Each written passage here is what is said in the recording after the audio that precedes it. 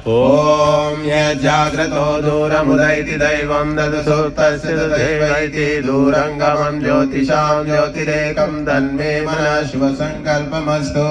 ॐ येन कर्माण्यपसो मनीषिणो यज्ञे कृण्वन्ति विदधेषु धीराः यदपूर्वं यक्षमन्तः प्रजानां तन्मे मनः शुभसङ्कल्पमस्तु।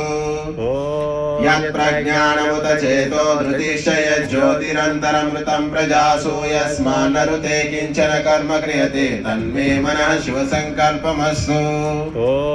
येनेदं भूतं भुवनं भविष्यत् परिगृहीतममृतेन सर्वं येन यज्ञस्तायते सप्तहोता तन्मे मनः शुभसङ्कल्पमस्तु। यस्मिन् वचः सामयजोंषि यस्मिन् प्रतिष्ठिता रत्नाभा विवाराः यस्मिन् चित्तं सर्वमोतं प्रजानां तन्मे मनः शुभसङ्कल्पमस्तु।